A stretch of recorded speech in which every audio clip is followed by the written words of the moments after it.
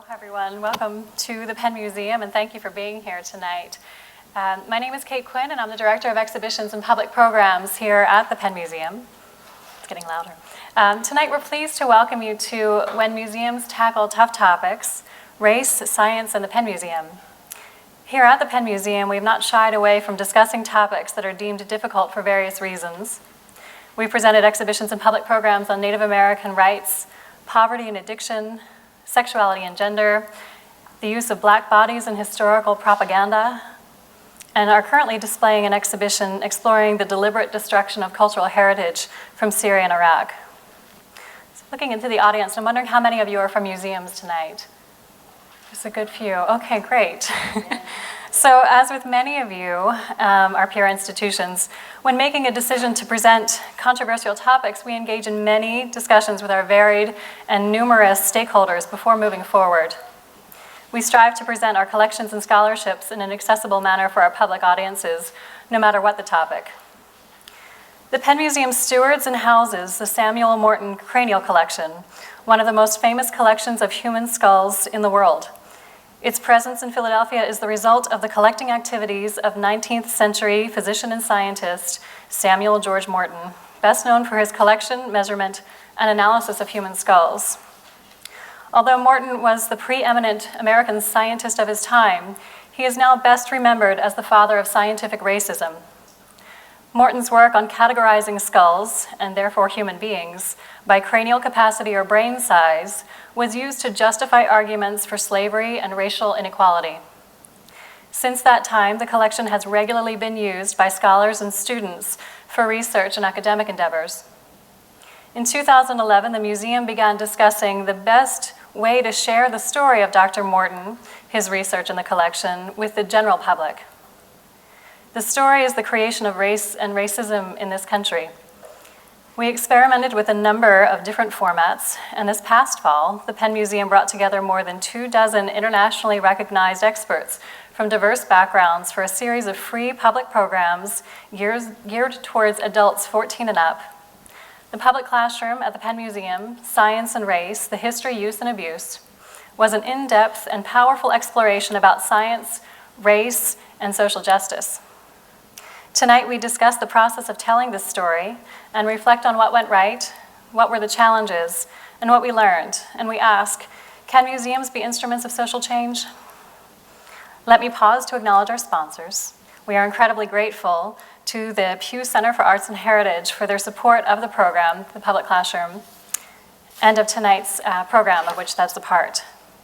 The event tonight is being recorded and will be posted as an additional resource for you all on the Public Classroom website. Our goal with this program is to encourage a conversation on race, a topic of enormous importance, through the lens of science.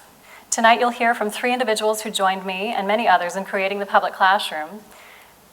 Filmmaker Arjun Shankar, Postdoctoral Fellow, School of Social Science and Social Policy and Practice, ethnographer John Jackson, who's actually running late tonight, and we're hoping that he'll still make it if his train is on time. He's the Richard Perry University Professor and Dean of the School of Social Policy and Practice at the University of Pennsylvania. And anthropologist Janet Monge, Curator-in-Charge, Physical Anthropology Section, Penn Museum, and Adjunct Professor of Anthropology. At this point, I'm going to turn the podium over to Janet, who's going to walk you through the history of Dr. Morton and his collection. Oh, good. So right now, I'm sorry. There's a warning on the screen that you should just ignore. Thank you. Thank you. You're good, sure. Sorry. Is it this one that's working? Is this? Okay. Sorry. Okay. That's okay. That's okay.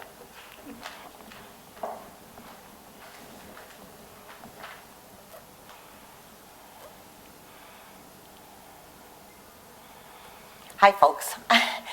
Welcome. I'm so pleased to be here this evening and to, really talk about the impact for me and on the museum of the programming that we had done in the fall. And what I'm going to do actually at the moment is sort of step through this collection, the Samuel Morton collection. It is really kind of a highly charged collection and a really interesting one. And as Kate had said, Samuel Morton is indeed the really creator of scientific racism, and many of the tentacles of that actually exist today. The various classrooms explored the various ways race has been biolized, okay, basically over time, and Samuel Morton was really the first person undertaking that endeavor. I always talk with the Morton collection about, essentially what we do here at the museum with the collection. We do host a number of scholars that come to us from the history of science, and I think that it's been a focal area of many discussions in the history of science and in the history of race. We, of course, have many institutional directives, including issues associated with collection management and preservation. But we also, too, as part of our mission, spend a great deal of time interpreting the collection actually in scientific research today. So the collection actually has a physical presence. We also have a virtual presence, and we have really dozens of researchers that come to see the collection and to use it in their research every year. The virtual collection is actually CT scans, which afford an opportunity for many that cannot or really don't want to travel to Philadelphia. It's still the best city in the world, but I don't want to travel to Philadelphia.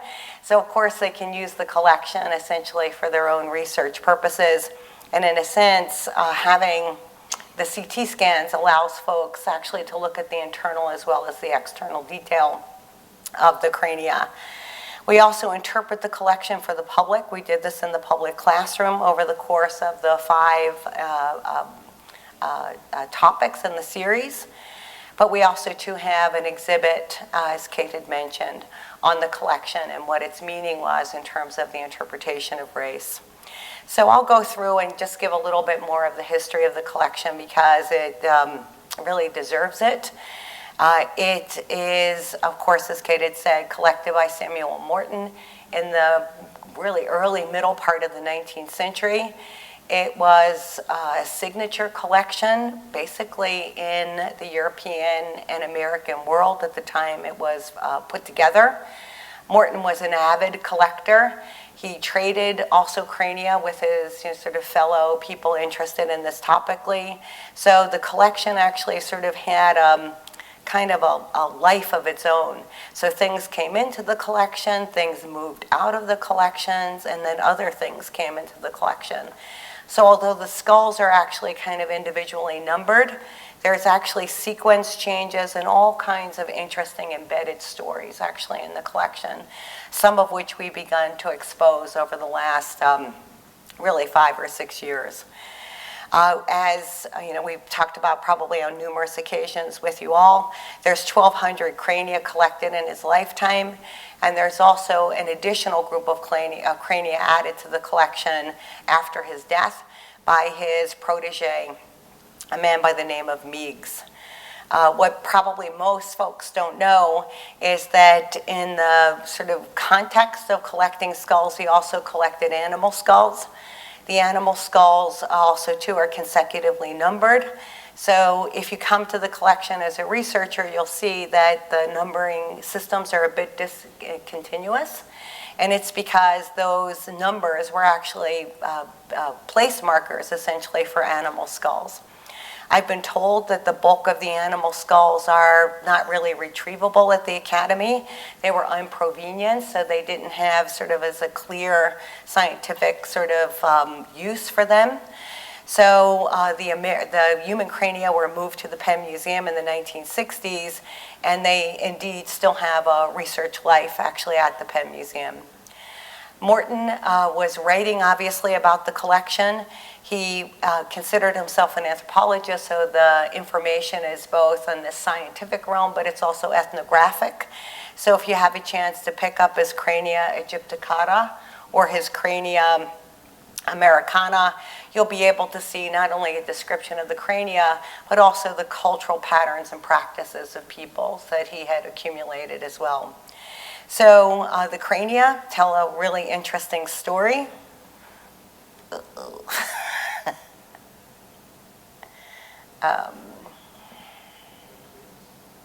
Not sure why it's not moving, but I'll try it. Okay, there we go. Tell a really interesting story. They oftentimes have very interesting markings on the crania. There are stories written on the crania. A lot of information is actually contained in the physical remains as well as on the published remains. You can see that oftentimes we grab little details basically about each one of them, where they're from, who collected them, sometimes the year that they were collected. There's pencil marks on them with their cranial capacities, pencil marks on them for the degree of projection of their faces, and all sorts of interesting details like that. The crania were illustrated in Crania Americana and Crania Aegypticata in beautiful detail. These are probably some of the finest drawings that have ever been done of any cranial collection. So of course we have, that as a reference as well as the crania as a reference. Morton was collecting a lot of information and material on the crania, including some things that have now gone into complete obscurity, including characteristics associated with phrenology. So we do have within the collection phrenologic crania, and these are for the analysis of particular kinds of characters of the people. And so Morton, the sort of ultimate scientist, as he really was in many ways, felt as if he was not trained appropriately actually to do the phrenologic analysis, so he parsed that part of his work out to a famous craniologist at the time. So the phrenology sample is there. We also too, of course, have the measurement detail. So Morton primarily was interested in measuring cranial capacity, as we've talked about a couple of times, but he also too measured the degree or angulation of the face, and so of course classified people based on that particular dimension as well. He's most well known basically for cranial capacity because of course he was ranking races based on their cranial capacity, and then of course was scientifically reinforcing the superiority essentially of Europeans. At the time, of course, there was an obsession with all kinds of measurements.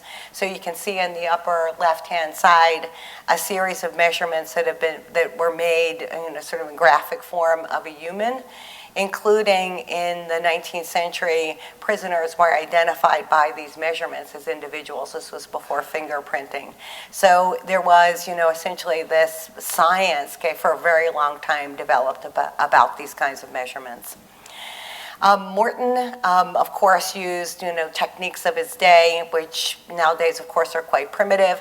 Just essentially, so we can actually extract cranial capacity using CT scans with a variety of assisted tools, computer-assisted tools. But we decided at one point to actually go back and measure the Morton crania, basically to really kind of critically evaluate some of the work that had sort of come in the later part of the 20th century, critiquing Morton on his scientific methodology. So that was an interesting attempt, and we definitely came to the conclusion at the end that he had accurately measured the crania. It was the sampling which actually was a real difficulty, and the way he actually collected the materials more than it was his scientific methods as applied actually to the individual cranial material. He grappled on a number of issues in a number of ways. He was interested at one point in thinking about the effects of environment actually on cranial capacity. And so, of course, you can see one of his sort of, no matter where you look, more racist comments that are associated with these endeavors on his part. He has burial actually in Laurel Hill Cemetery. And it's very interesting to me, if you get a chance to go there, to read the note, on the back, essentially of that memorial, where he, of course, has engraved that he's the president of the Academy of Natural Sciences, his authorship, but the line, of course, which, really stands out for me, he does not die whose fame endures, So fame, it's really infamy actually endures. He is, standing in a very special place in science, but in an exceptionally negative way. Not sure why that one is actually empty. Oh, there we go. Thank goodness. He, of course, was into the identification of these groupings of folks, into these race categories. He was a typologist, so of course he was not interested in variation, only in the type specimens. And he actually was very instrumental in establishing the framework actually for racism in the United States. He collected crania from really all over the world. He attempted to actually get crania from every population present. He really set the stage for later folks who were very interested in actually understanding morphology associated with populations and races. This is actually a cover inset, basically, in a book by Carlton Kuhn called The Races of Europe, that didn't take the big chunks of Europe, but basically chunked it into sort of smaller phases, and then, of course, began mapping the characteristics which were present in each one of these sub-races. The collection has been used in lots of different ways. One of the ways we've used it in the museum is in the exhibit called Imagine Africa, and we talk basically about, in that particular vignette, we talk about what the Morton collection has told us essentially about sampling of the crania that come from Africa. And this is actually showing that crania which is on exhibit in Imagine Africa, talking about the effect of sickle cell anemia on bone. So of course we get many interesting views essentially of health and history coming from the Morton collection. And of course, that particular disease now we understand on many different levels. On the molecular level, we understand its genetic basis. And of course, then this particular part of the collection actually serves as a bit of history associated with the disease of sickle cell anemia in African populations and then African American populations. So Kate put that in there nicely for me. I say thank you. And Kate is going to come back and actually go back and introduce the framework in which the public classroom was developed, focusing in again on the Morton collection, which was our original focus as we launched into this project. So thank you all.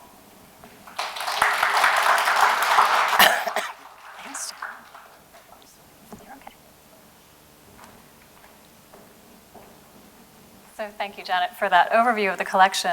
It's really important for you all to have a sense of what the collection is, and we're talking about tackling sensitive topics here, and so you must have an understanding of what the collection is and why we needed to deliberate for quite some time to understand the best way to deliver the messages that the collection and the research hold within them. How do we move forward in tackling the topic and making it accessible to a general public audience? So Janet did a great job, as she always does, of explaining the Morton collection, so I hope you have a good sense of it now. Now I'm going to take you back into our thinking from a museum perspective as to how we tell the story. How do we share this with you all? It's a very research-driven story, it's an academic story, but it is one that affects every one of us in this country every day. So back in 2011 or so, when we were first starting to think about ways in which we could start to tell the story, we were trying to find the right format. What's the best way to get the story out? Is this an exhibition? Is it a public program? Janet speaks so eloquently about the collection in academic circles regularly, but what would the general public be interested in learning? And how do we make sure it's accessible?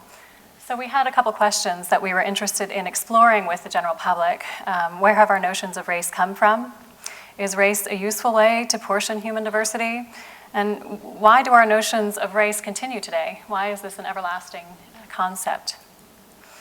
So in 2011, we started with conversations that led us to 2012 in the planning of an exhibition. We were going to move forward with a traveling exhibition that would take the skulls on the road, essentially. And we were developing concepts around that with Janet and a good team. We had about 5 or so scholars who were working with us on the exhibition. And one factor that we came across was that we didn't really know, we thought we knew, but we didn't know what the perception of race was in the city of Philadelphia or to any of the places to which we hoped that the exhibition would travel. So we were interested in learning more about that. So we were able to partner and had funding from the Pew Center for Arts and Heritage, PICA at the time. And we decided that we had to establish some goals for ourselves and certainly for the grant. And so we wanted to gain a fuller understanding of the public's existing conceptions of race. What do they think now? We wanted to cultivate target audiences through public discussion, which will also be a first step in marketing the exhibition-related programming. So who is this for? Who are we actually creating an exhibition for? Who could see the skulls? Who could actually engage with them in a way that would be beneficial? Let's establish some clear exhibition and programmatic themes informed by audience feedback. So let's do some focus groups. Let's get a sense of where the public is, what they're thinking about, and establish goals for ourselves based on that information and that research. We also knew that if we were providing an exhibition to the general public in this museum and any related programming, institutionally, our staff needed to be able to deal with any questions that would arise and engage in conversation with the general public about a very sensitive topic. So let's make sure that our staff is adequately enabled to deal with the conversations that will come our way. How do we think about race? How can we go out there and have conversations that would be beneficial to a public and publics of many ages? And finally, we wanted to establish partnerships with local cultural and scientific communities and museums in particular to produce related programming exhibitions. We wanted to broaden the conversation and extend it out into the communities so that it left the walls of this museum and had a further impact. This collection is one that certainly is global, and the story is universal in many ways, so it shouldn't just live here.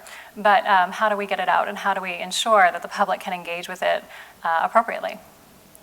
So we started to work with Pew, and we had focus group testing that came across both internal and external. We did training sessions with our staff internal to the museum with a local psychologist, actually, a psychology firm who worked with us and worked with many large corporate institutions about enabling stronger conversations and abilities to talk about race amongst their staff members. And we brought that group in to work with us internally. And we also had a focus group, and the focus groups that came in, we broke them into 3 groups, also with a consultant who helped us establish what the best way to talk to the public would be. And we had a series of questions that they asked actually, and we monitored from a distance. But one thing that we, through their recommendations, thought that we should do was to establish a small exhibition. The small exhibition is still on display. You may have passed it when you came in this morning, or this evening. It's late in the day. It's called Making and Unmaking of Race, and this was something that was also connected with the university at the time. They were doing a focus on proof. They wanted to have a concept of proof with different themes around the university, and so this exhibition folded within that.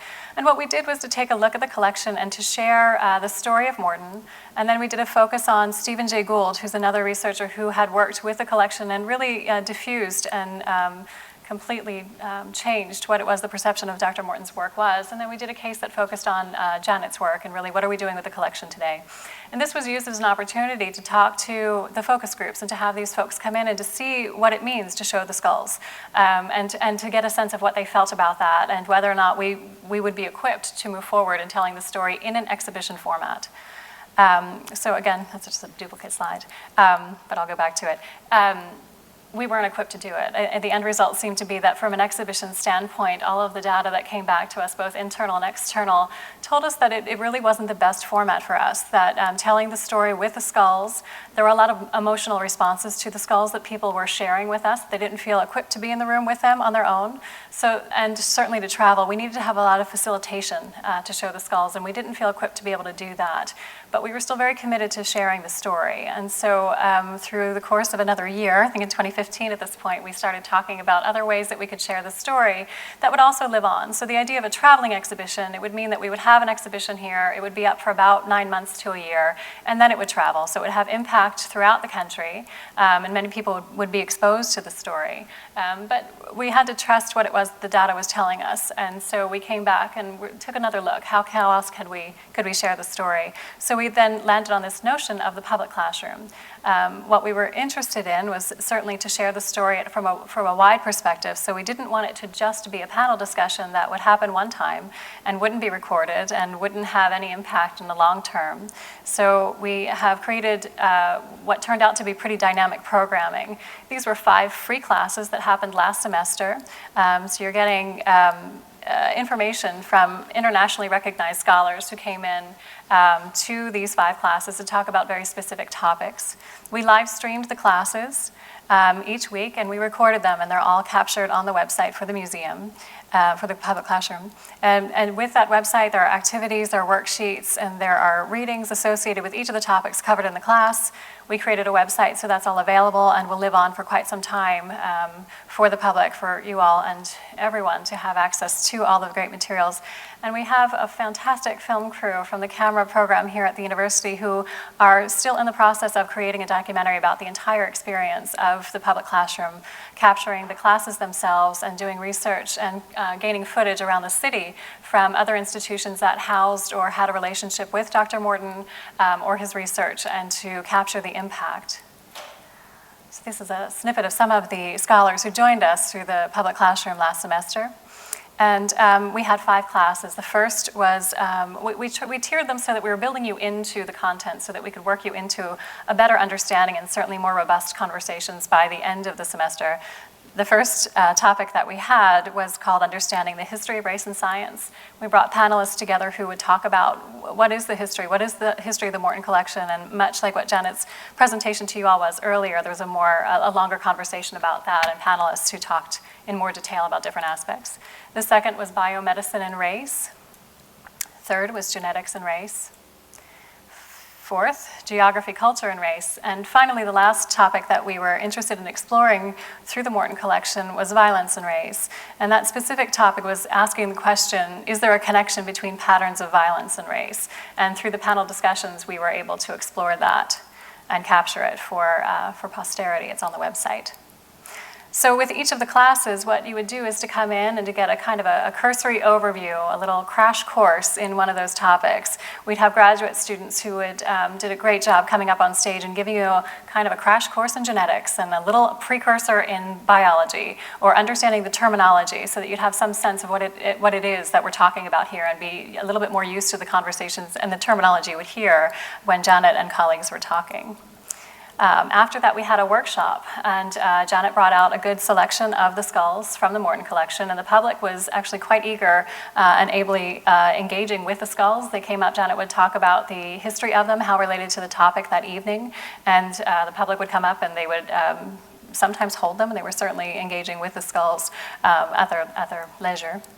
And finally, there was a panel discussion with folks who were coming in internationally to focus their attention on one of those 4 or 5 topics of the classes. And from there, we took questions and answers from the public. And here are some of the questions that we got during the course of these discussions. When did white people become superior? How strongly was this collection and Morton's research used to justify slavery? Why was bad science this pervasive? I'm hoping you're going to tell us there were strong oppositions to Morton's research. So you can go online and you can see how we handled these questions, what the responses were, and how the dialogue went from class to class. This is just a snippet of some of the questions that we received. So if you go online now, what you can see, and what you should have in your hands tonight if you picked it up, but it's an overview of how to use the resource that is the Public Classroom website. Again, on the website, you can see all of the classes in full. They're broken down by workshop or by the cursory courses. Then you can see the entire class, and you can get access to the activities and the research that's associated with each of the classes. So I would encourage you to take a look and to see it. The website will be fully completed on June 1st after our fantastic film crew has completed the films. They're going to ask you some questions about some snippets they have tonight, some good clips, and Arjun's going to talk about that in just a moment. So if you explore the website, these are the kinds of things you would see. You'd have access to videos. There's a selection of the collection that Janet showed the night of the class, and you can see that and get more information about the skulls themselves and resources and activities that are available. So again, June 1st is when everything will be available, but from at this point forward, you can check out the website and get more information. So with that, I'm going to turn over to Arjun, and you're going to see some of the documentary that they're creating for the public classroom.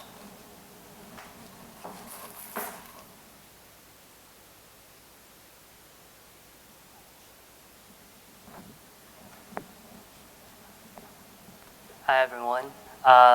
Just want to first thank Kate Quinn, Janet Monge, Penn Museum, and Pew for giving us this opportunity to start making a film on what is really a perplexing and complicated and really ethically fraught collection of skulls, of human remains, really.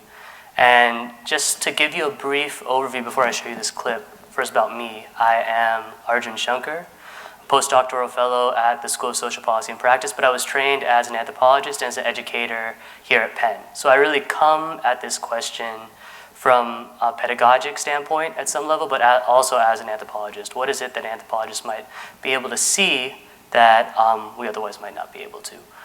And the third part of this is I was also trained as a media maker, a filmmaker through camera. And for those of you who don't know, camera is an interdisciplinary program here at Penn that we started about 5 years ago, a group of 10 or 15 of us, to really think about what it would mean to create products that were create filmic products and digital products, maybe writ large, that were as rigorous as textual publications.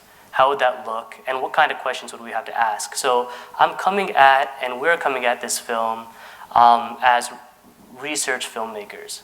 And the question I would start with asking you all is, how should we be thinking about film as researchers? What kind of things should we be drawing out that, say, a traditional documentary filmmaker might not draw out in terms of looking at this collection? And before I move forward, I should say that I'm working on this project with 3 other filmmakers, Andrew Hudson, Melissa Skolnick, and Ari Badaki, who are all in their different ways thinking together about this. And you'll hear from them after I show these clips. And with regards to these 2 clips that you're going to see, and again, Kate knows that I've been really wary of showing anything at this early stage, but we're going to do it to get as much feedback as possible. And we were really driven as researchers by 2 questions, really. One was, what is it about this collection and about Morton's insights that still holds sway in public discourse? What's happening now, and how can we connect it back to the collection? Because a lot of times, I think we think that racist science has ended, and the insights of that racist science no longer exist in our consciousness or in a public consciousness. So that was one question. We were trying to make those connections, and we're still trying to make those connections. And the second one that kind of drove this research film process so far has been, how are museums situated in this politics? How are they contributing to, say, racist discourses or trying to dismantle them? In what context should we be even showing collections like the Morton collection? So these are the 2 kind of broadest questions, along with the question about research film, that I'd love for us to think about. One clip here is going to be about 11 minutes long, and the other is 4 minutes. There's no closings, there's no openings really for this. For now, they're just clips to show you guys, to get this process started. And just maybe the last piece about that is we have kind of 2 deadlines. The first deadline is June 1st, where we're going to cut this into 4 clips. And so you're going to see portions of 2 of them that'll end up going as part of what the museum is going to show as part of their website. The second part is a year-long process to create the documentary film that begins at this point, really, with the questions that you all ask us. So we'll probably be up here scrambling to take notes as you give us your critiques and ask questions, and we really look forward to that feedback. So with that, I will play the first of the 2 clips.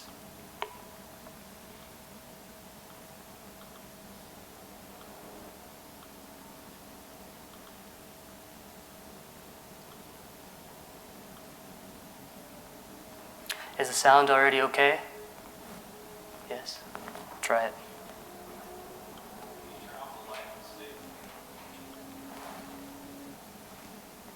Yeah, this light right here, if possible.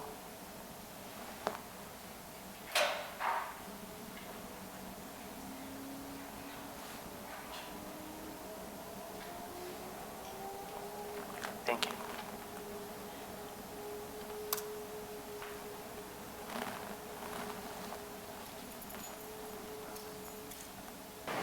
And how do you define race? No way, Jake! I'm going to start that again for you because the sound was too low. Where's the sound?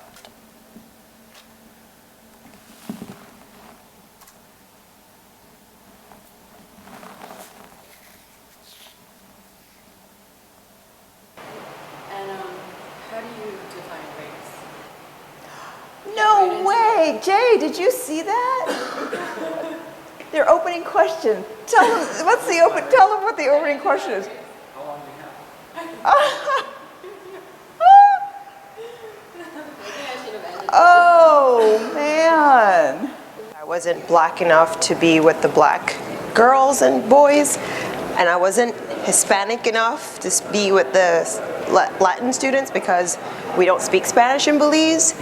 So I found myself kind of not being able to identify solely with any group of people.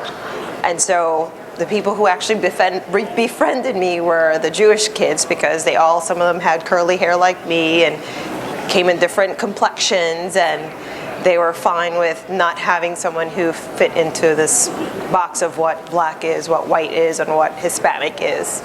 This is the first part of a series of multiple discussions concerning the broad history of race, science, including biomedicine, genetics, as well as issues in anthropology and history about geography, culture, and violence.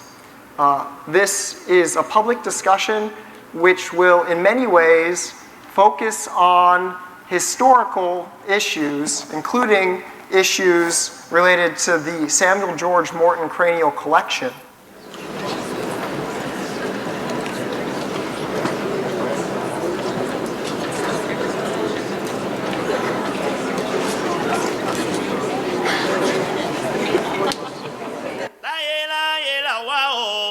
Irogo moyanquio, el unfere yaguao, irogo magarere. La yela guao, irogo moyanquio, el unfere yaguao, irogo magarere.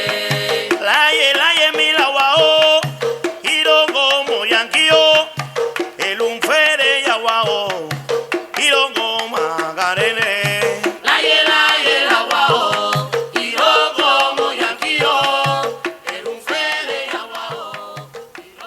I was struck by the metaphor of the moment of our discussion of the skulls just before this panel.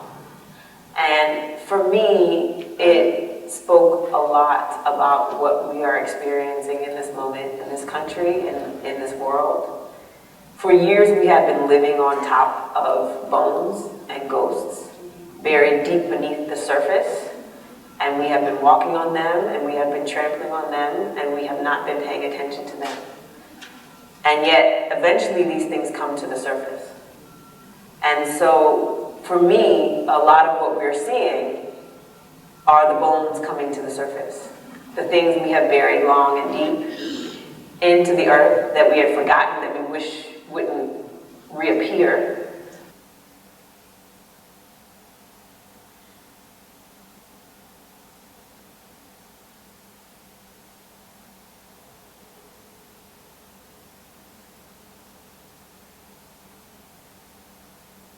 The one specimen that I took from the African series is very important in many ways.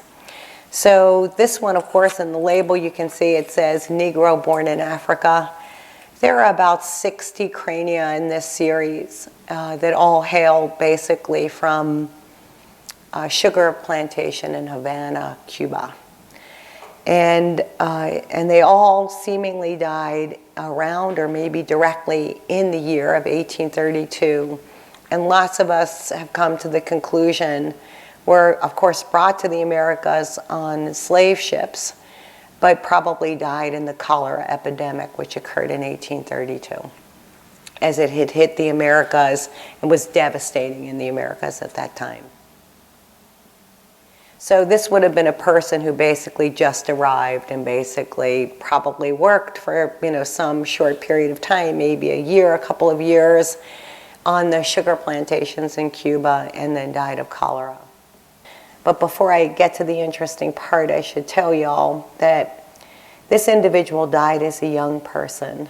And I know this because the third molar teeth are present and have not yet erupted through the bone. So one of the things that I found actually on this African sample had been difficult for me to describe, actually. So if I sit the skull down actually on this pad, it doesn't even sit well, I think you can see, because usually it sits right on the occipital, on the condyles that actually link the head to the vertebral column. That vertebra is called atlas because it holds up the head, right?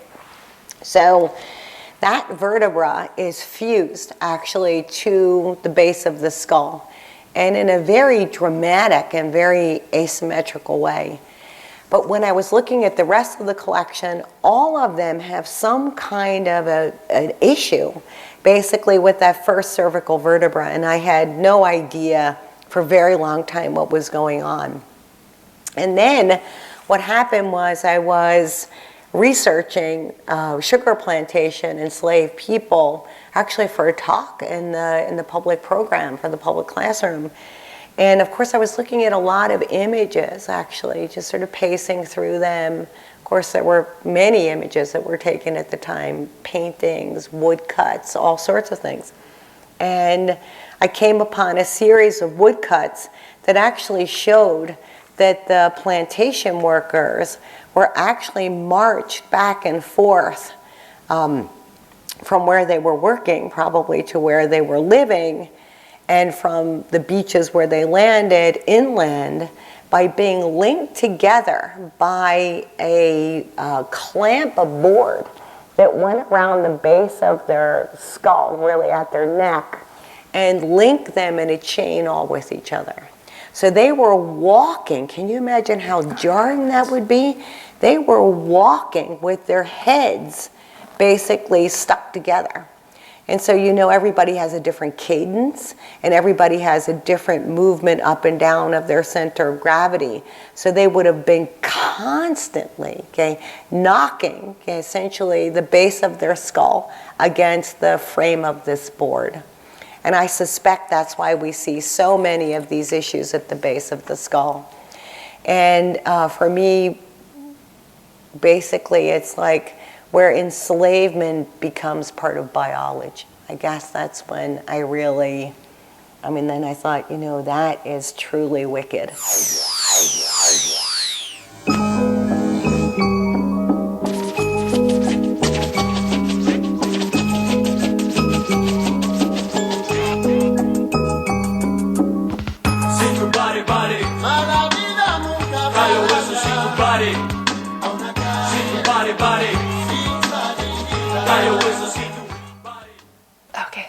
This is what I want to say. Okay. So to me, when I see this collection of crania, it doesn't represent science. It represents colonial violence. That's what I really wanted to say. That's perfect. Okay. That's what people do. I'm Stephanie Mack, and I'm a graduate student in anthropology. I also work at the Penn Museum in the academic engagement department. This collection is particularly interesting because it is world famous. It's one of the largest collections of crania that was amassed in the 19th century to discuss racial science. It's housed here at the Penn Museum, and we use it in teaching and research. We also put them on display. They're currently on display in the galleries right now, some of the materials.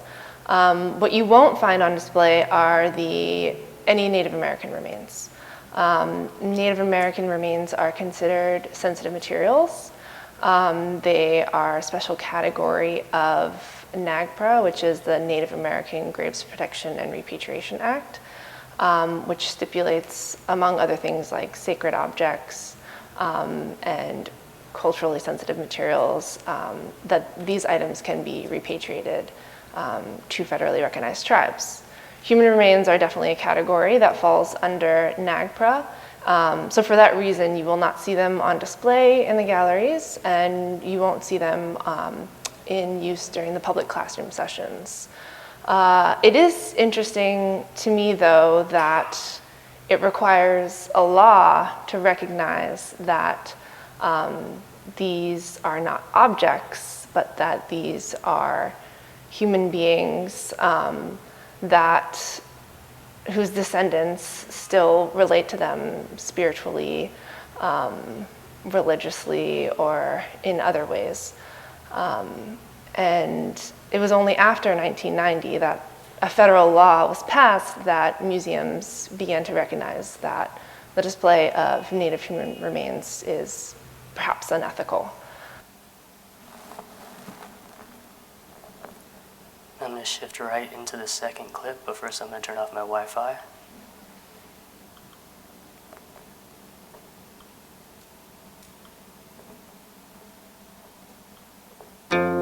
Wherever truth is loved or science honored, his name will be revered. He does not die whose fame endured.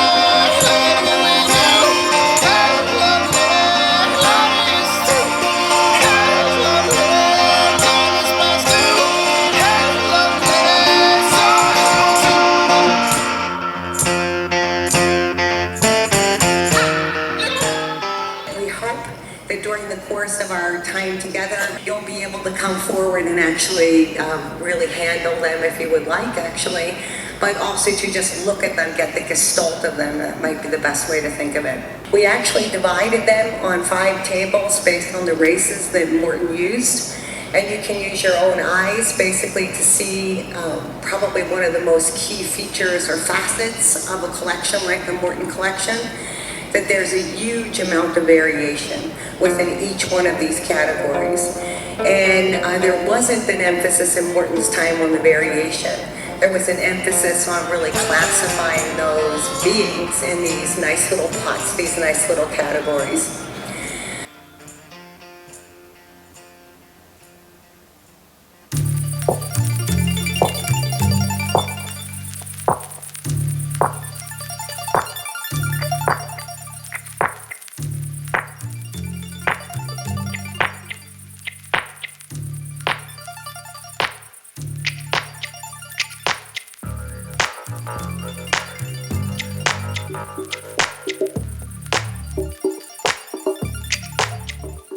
As a historian, I don't think there's any single definition of race.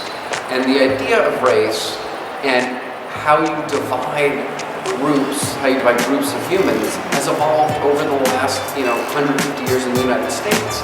Do you believe that black people are inferior in intelligence because of their heredity? My research leads me, and it's a tragic conclusion really, my research leads me inescapably to the opinion that the major cause of the American Negro's intellectual and social deficits is hereditary and racially genetic in origin, and thus not remediable to a major degree by practical improvements in environment. Neuroscience and genetics is progressing at an incredible rate. To talk about the environment as being the explanatory variable for all these differences now is just to stick our heads in the sand.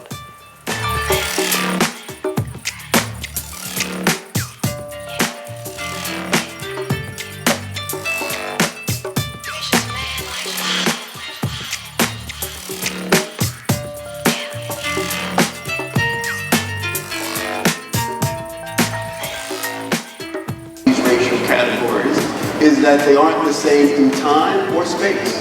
So depending on where you go, there might be an intermediate category between white and black that is operative and real and tangible.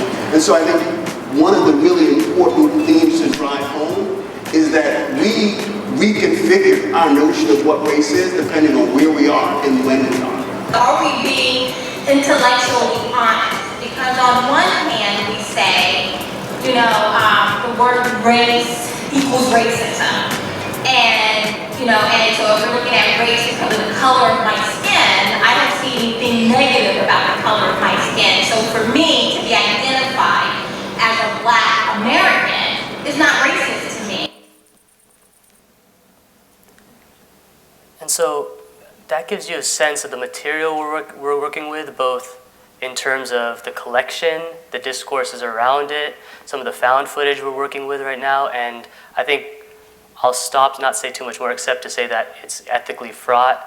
I had a conversation with Stephanie, who's featured in the first clip, about whether we should even show human remains in this film. But we couldn't really make a film without showing the Morton collection.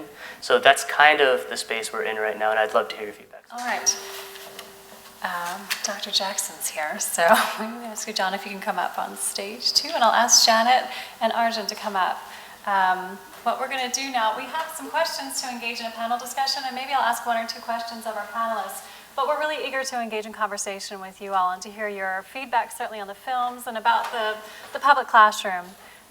This was a topic, of course, that I hope now you're seeing how complicated it is to talk about this, and one that, again, as a museum, we were interested in moving forward with.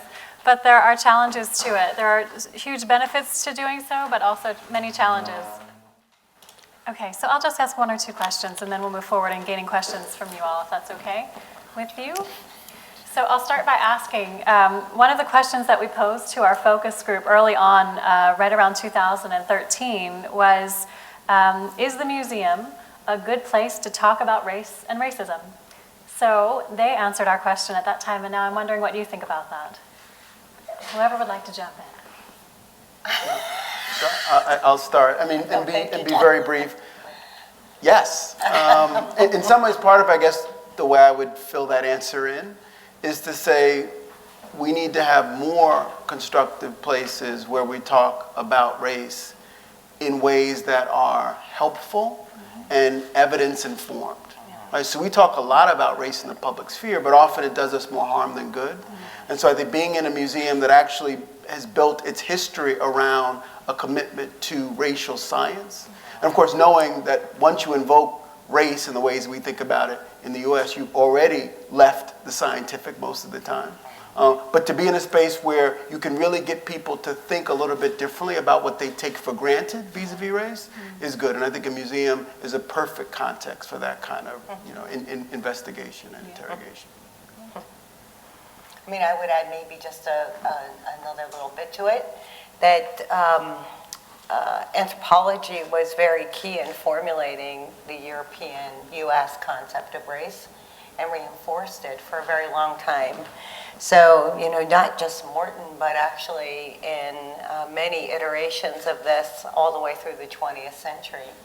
So I think it's an especially, to do due diligence, actually, I think we have to explore that introspectively as to why, basically it manifested itself in so many ways.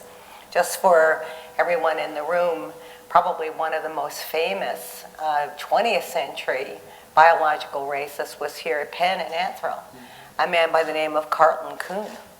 So, the thing is that, he left the university in 1963, I think it was, after he published a book called The Origin of Races. So, we're constantly sort of thinking on this topically, especially at least for me, I'm sure it's different for everyone, but this idea of how it's reinforced through science and reified through science in almost every generation.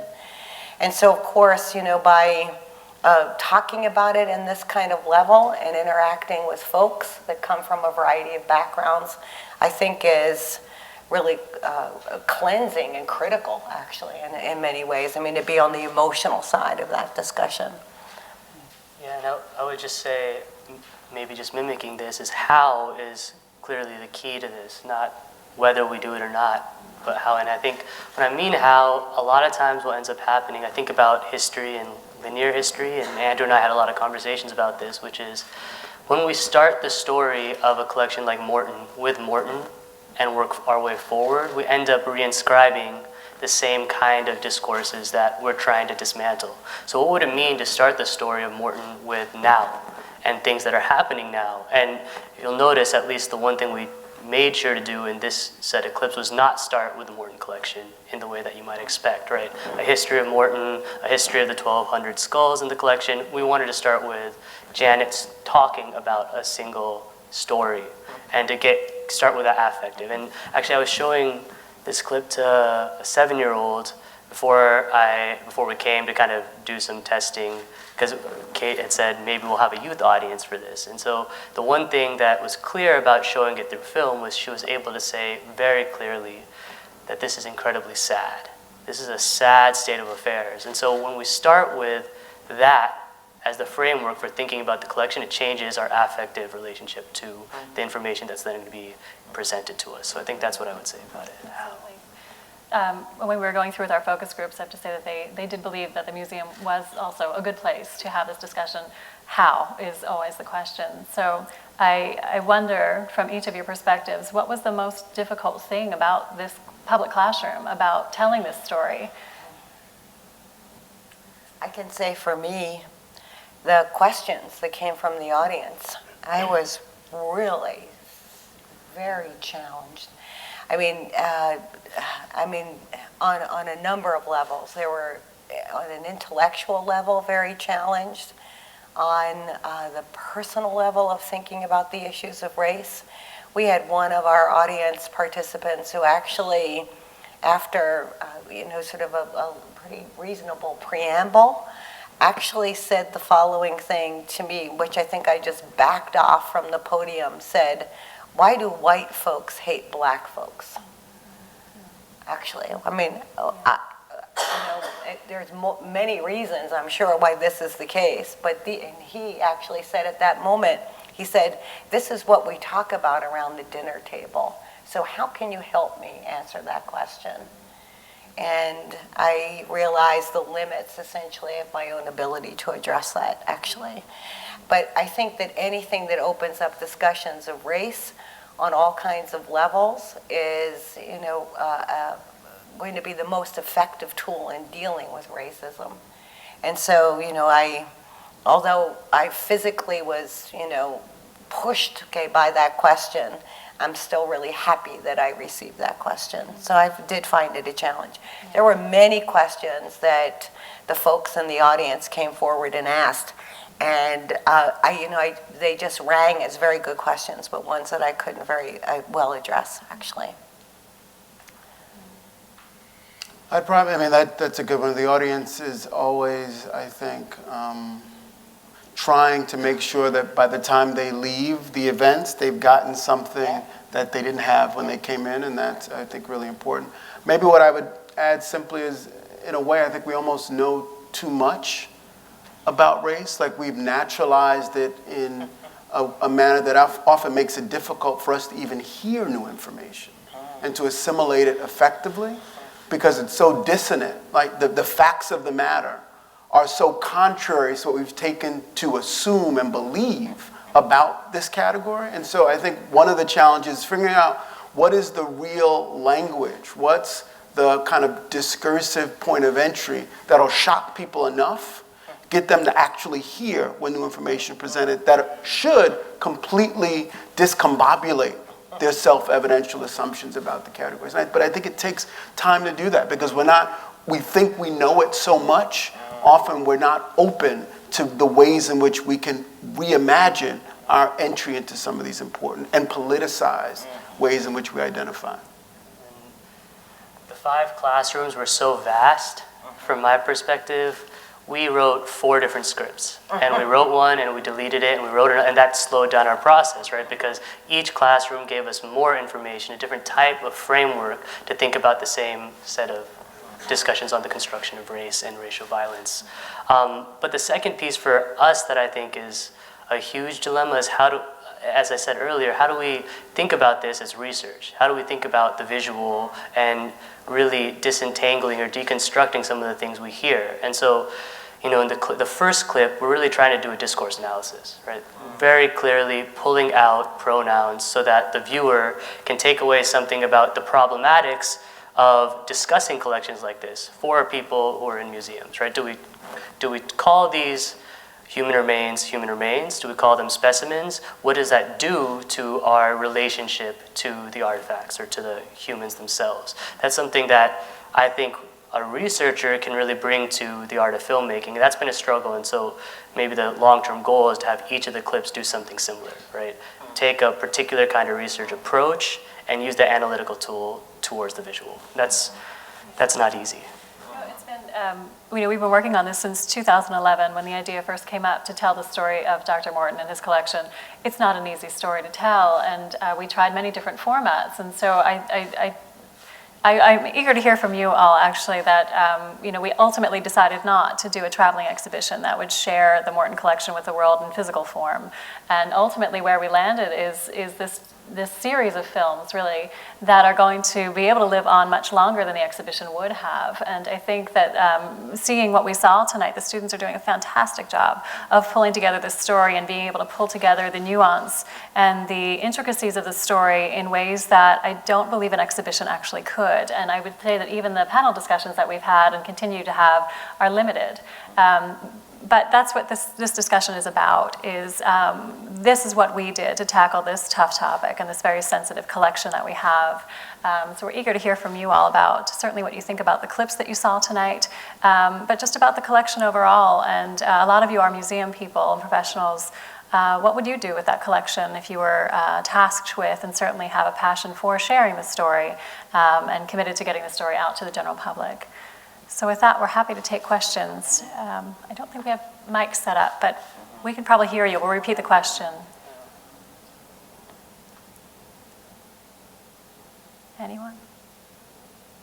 Yes. I guess it was in 2004 when Lonnie Bunch was still in the process of organizing the Museum for African American History and Culture. And he spoke at David Blight's Gilder Lair seminar, which was focused that year on public history.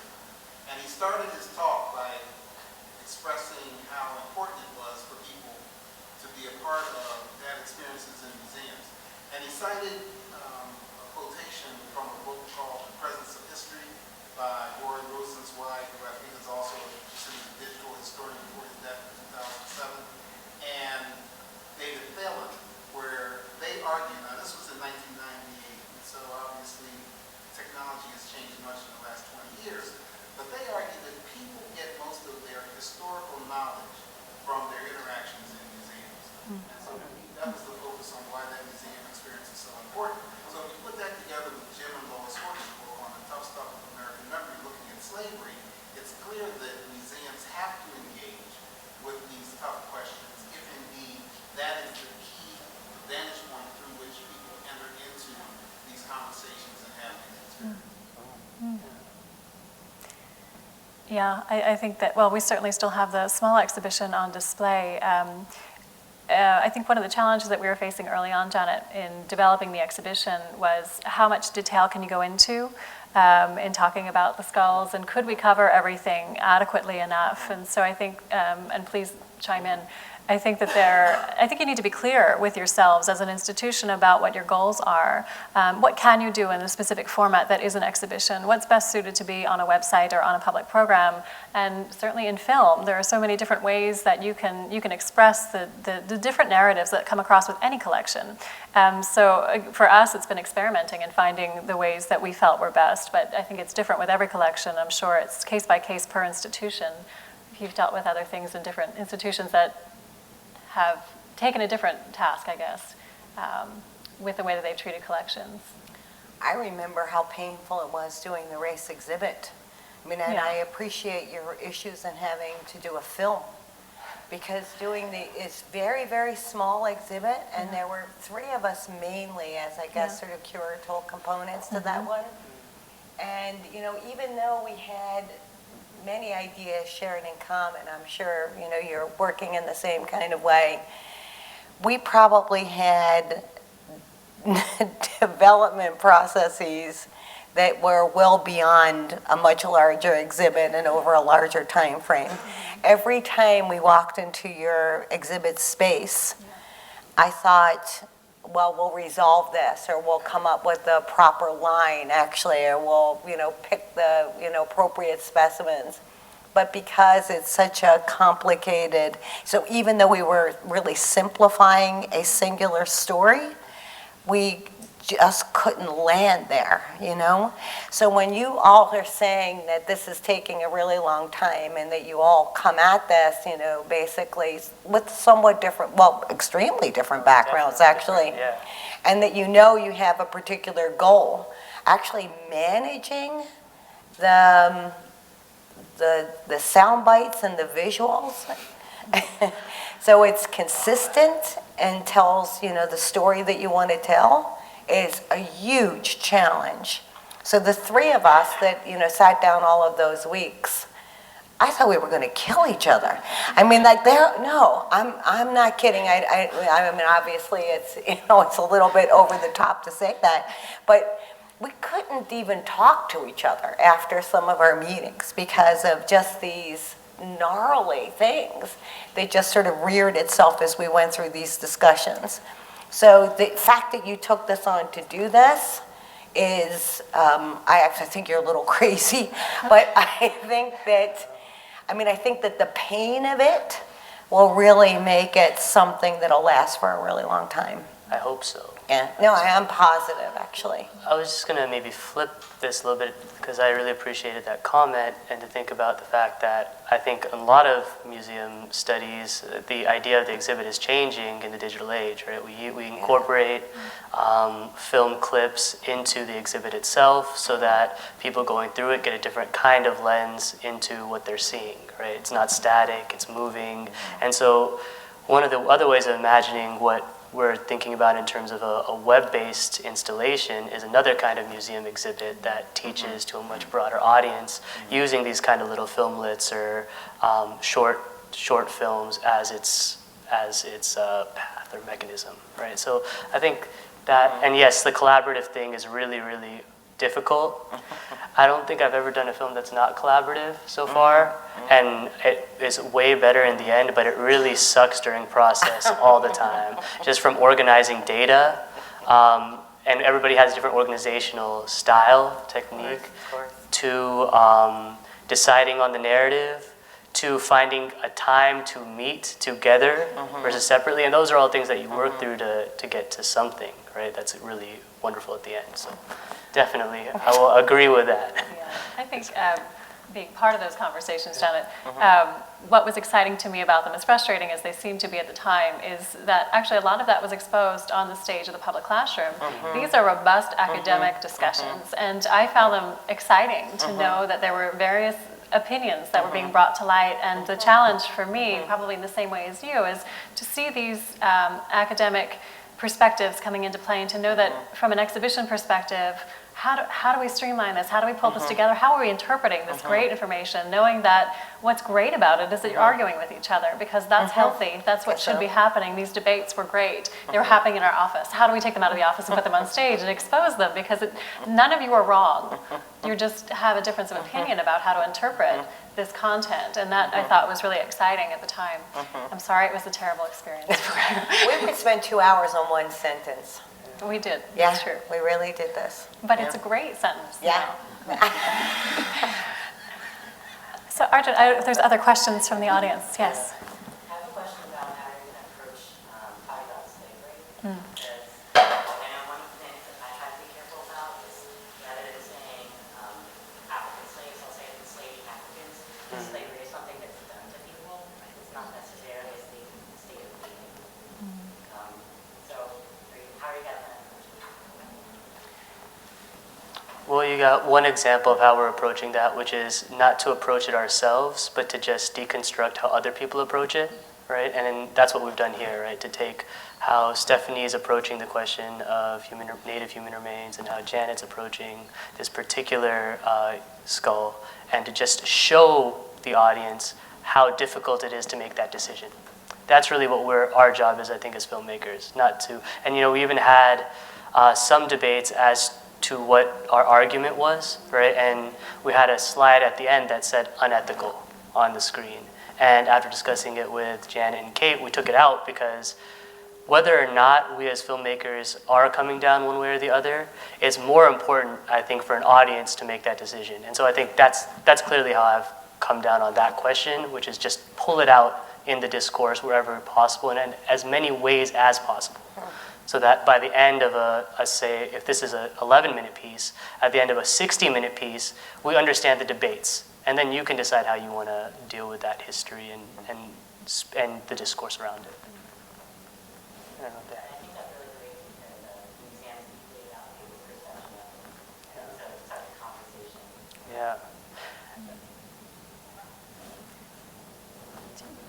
I'm curious why the exhibit idea didn't work out. And I'm wondering if it's something to do that, is this collection really not the right collection of objects to focus on to present this idea, this discussion about race? It's a collection of disembodied heads that more visceral reactions to the average person. I mean, I get it from an intellectual standpoint. I understand the story, and I see how it can very well be used to teach or to discuss the idea of race. But to the average person, it's this collection of disembodied heads that I think that visceral reaction, is that what was overriding the discussion that you wanted to have, or is that not the case? And I also keep thinking about, the body builds exhibits, wildly popular. And it's not that it's the human remains necessarily that the general public is averse to, but was any of that addressed in your discussions? So when we were going through and talking with our focus groups, and then certainly internally about whether or not it was appropriate at that moment for us to move forward with a public exhibition, again, one that would travel, what we were struggling with in some of the conversations we were having is how we're presenting the skulls. What we wanted to present was Dr. Morton's work on the skulls. We wanted to talk about them as specimen and talk about the implications and ramifications of Dr. Morton's work. When we were talking to the public and certainly internally, it's really difficult for people to separate themselves from the fact that that's a human being. And we have a lot of the personal histories of the story of the skulls, and so they've become more humanized.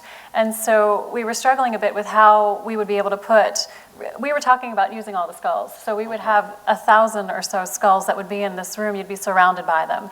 And the point of the exhibition would be to teach you, as someone who may not understand this, that this one person decided to take these skulls and categorize them. And that was arbitrary. It was an arbitrary means by which he was categorizing things, which we all do as humans. Janet, correct me if I'm saying anything incorrect about this. And what we were engaging in conversation again with focus groups and others in the museum is that being surrounded by skulls in that manner was something that was really, it's too sensitive and too much for the public to be in a room filled with that much information. And so we were struggling, I think, from that point as to what the best way forward would be. We also had institutional priorities that were coming up that were challenging us in different ways, and so there were external pressures, I would say, that were coming in. But again, being committed to the story and trying to find what is the appropriate way to talk about these skulls when we know that we can talk about them from a scientific perspective. They're really dense topics, very academic topics that were coming into play, and really scientific analyses that we were putting out there. And people were struggling with that a little bit too, and how are we understanding this, and how human should they be, and that's not the point of this conversation with the exhibition. And we were just going back and forth with it, I think, too much. What your perspective, Janet, was? Well, we thought that it would be interesting to have the experience of classifying, actually, and what criteria were used for classifying, and what made one system more resilient, than another system.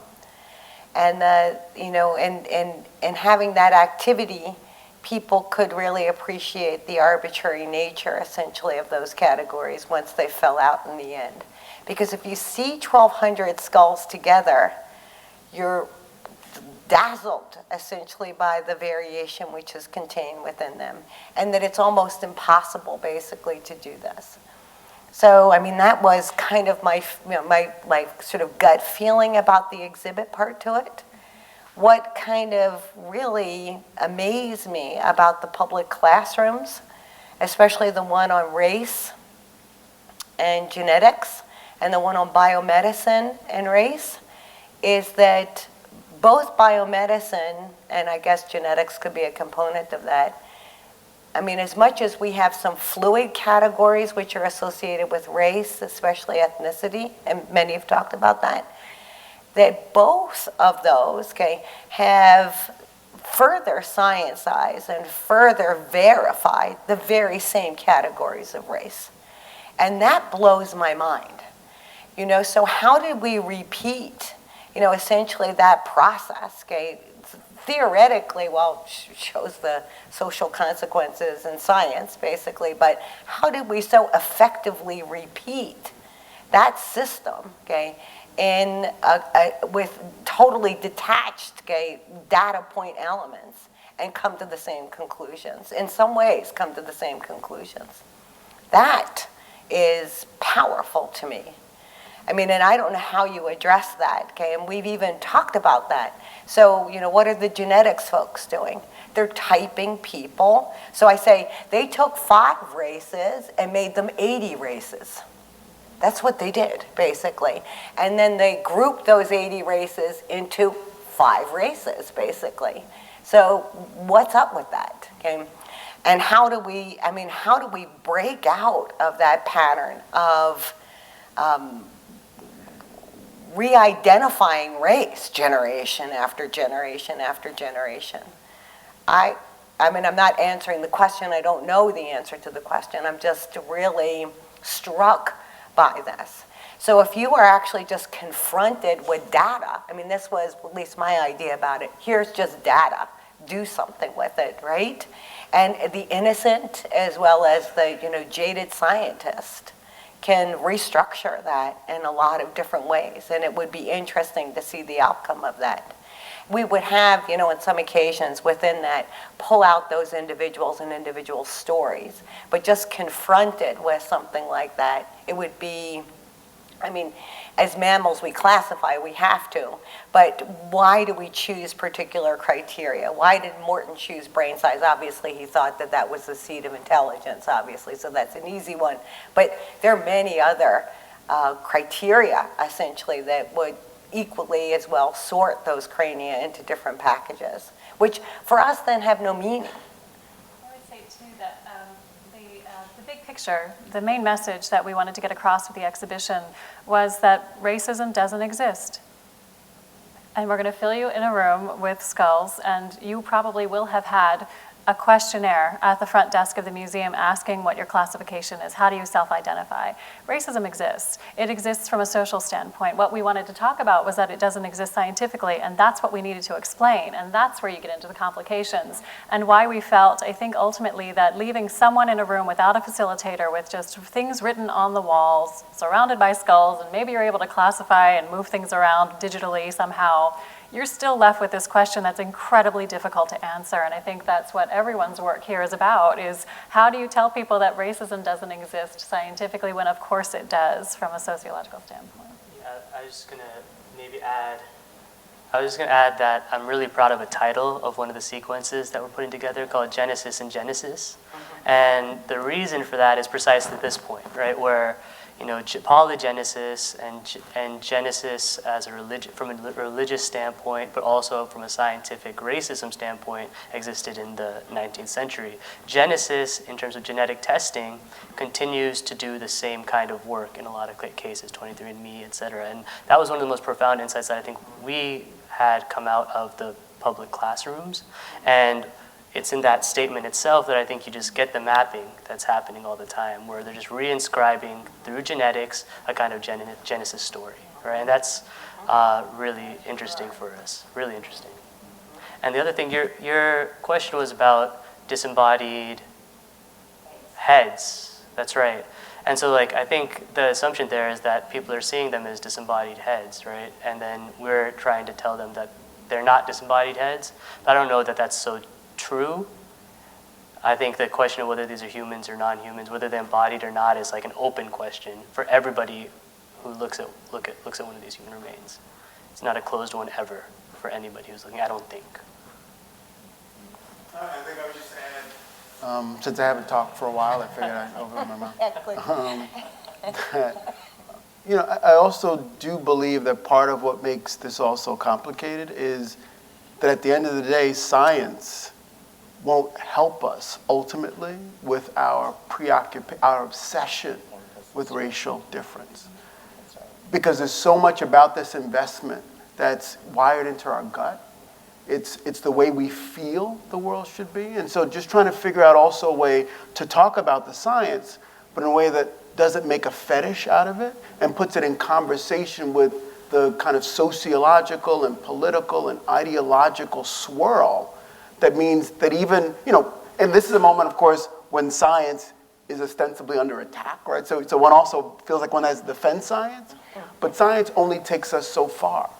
And there's a version of what we're talking about here, the story to be told, that's a moral story. It's a philosophical story. It's a historical story. And it's easy to get that complicated, cathected story wrong because we do it effortlessly all the time. And so I just think, you know, especially if you're not trained to think about this stuff, even if you are, it's easy to mess up an already bad situation and make it worse. And to educate people in ways that actually disempower them from finding a way out of what I think is the darkest part of our really, you know, dastardly commitment to using biological differences to justify social and political domination. So, attending almost all the public classrooms, I was just amazed, and all my friends were amazed at other institutions that you guys decided to talk about this at all. And a lot of institutions seem to be more concerned about saving face and hiding things, because most museums' collections are hidden, not because of intentionality, but there's just not enough room. It's a small percentage that people see from the museum at all. But as a person who studies religion, a field that everyone thinks they're an expert in, you know, get in an Uber and someone asks you what you do, and all of a sudden, lots of great stories. It was amazing to see how the discourse of race completely subverted the power structures of what happens in a museum. Typically, museums become these places where people hold the materials that give the authority for the footnotes that are in the books, that are in the libraries that people have to go to read to understand the topic, right? But all of a sudden, people were getting to the mic and they had their own interpretations of race that they saw just as valid as the hundreds of years of interpretation off of these specimens. And so I'm curious about how you guys have seen the interpretation and have been reflecting about the ways in which interpretation of museum pieces changes for you after having this kind of conversation where all of a sudden, for lack of a better term, you weren't the interpreters. The people that were on the stage, even after giving long talks, oftentimes were kind of subverted in their position about, I mean, I was looking over some footage this past week, and Michael Udell had this back and forth conversation with one person, and he was saying, no, it is a social construct, and she was saying, no, it's not a social construct. And they went back and forth like 3 times, and then she was just like, I agree to disagree. It was a very interesting moment where, like, all of a sudden, like, he has a PhD, he's a very well-known person in his field, but because we were talking about something that she owned in her body, he didn't have the authority in that moment. If I could just add, because it's something that I wanted to bring up, is you had mentioned that the question is whether racism exists. And I think it would, for me, it's not necessarily whether racism exists, it's race, right? What is race? Because that, I was watching that clip as well, and her point was like, you can tell me all you want that it's not genetic, but I still have to walk with a black body, and I still have I remember that. So I think kind of like, I'd be curious as to how are you distinguishing the two, and how are you thinking about the two in the conception of the public classroom, as well as, I guess, whether it's the difference itself or the valuation of that difference. Because I think what we're getting at is, you know, the social inequality, social dominance. We categorize as humans, that's what we do, but it's what we do with those categories. And so, like the doctor that we were talking to was saying how racial categories are useful if you're an epidemiologist. If you're trying to explain, okay, or you're trying to describe what's happening, right? Okay, majority of black people have this, majority, but then when you say, therefore, ABCD, that's the issue. Right? So I would just be curious as to kind of what you were thinking about in relation to those categories. Well, I think, you know, we had a stakeholder when we were coming through and creating the exhibition who was fairly adamant that we could talk about science and we could talk about race, but we couldn't mention racism. How do we do that? So we had a number of conversations, and that was, I think, one of the reasons why we knew we needed to facilitate the conversation. We couldn't just put those kinds of words on the wall and walk away and say, good luck with that. That wasn't something that would be a responsible way to tell the story. it's a difficult thing, and I think what ultimately led us to be able to engage in conversation and to create a public classroom that allowed these many different perspectives to come to light. We had 25 different international experts who joined us on stage to talk about these things, and there were differences of opinion there, which were fantastic from my perspective. I liked seeing that and to engage in this academic conversation. But that's what I would say as far as how we handle that. We didn't with an exhibition. We moved into a different format to tell this story and to expose this in some way. Your experiences are different, perhaps, but you probably went through the same kind of exploration of the terminology. Yeah, well, we put up the quote by Coates about the fact that the racial categories are created by racists, but it's a philosophical question whether categories themselves are inevitably hierarchies. It comes up in questions of caste all the time in the context of India, and it definitely comes up in the context of race as well. And I guess I would say that they are inextricably linked. The evaluation and the categorizing themselves always go together, hand in hand. And so it's impossible, I think, to talk about one without the other, I think. Maybe historically speaking, definitely. We're just about over time, so I think we can take more questions if you don't mind staying up here a bit, but we're over time, so if anyone, are you okay staying? Or we can go on a little bit, but there's a couple more hands up. Okay. I'm going to an academic professional with you, so I think I know like your type of program is. And it struck me coming to the film, what Charlie said about it being sad. And I think that, I guess that's my gut reaction is that's profoundly sad. But one of the things I was watching the film, I was wondering what is the story that you're telling the music companies, some of the bits of the film that they did sad to me, and it felt a little bit disturbing. Oh, that's a great question about music. Music is a work in progress right now, so a lot of the stuff you saw in terms of music, I would give you two answers to that. The first answer is they're all placeholders for the score that we'll create later. So wherever you hear music right now is a place that we're going to have somebody who we have identified who will hopefully make the score for the entire film. So that's the first answer. The second answer is the music you heard in the first piece was from a Cuban hip hop group. So we were trying, and the human remain that was being discussed was African enslaved in Cuba. And so we were trying to play with the music to resonate with that history into the present. So that particular piece was particular to that context and to reinforce that history in a different way and to show some of the musical genres that came out of it. Just going to thank you all for coming. Please come up and ask questions after we're finished here. But the public classroom, the pages that you got tonight, the website is available and it's active. If you check back on June 1st, you'll be able to see refined clips of the filmmakers have been working on, and some that will certainly be stemming from what you saw tonight. Yes. And that resource is out there for you all to share and to use to your benefit. We put a lot of work into it, and we did it not for ourselves, but certainly for you. So with that, thank you all for coming tonight.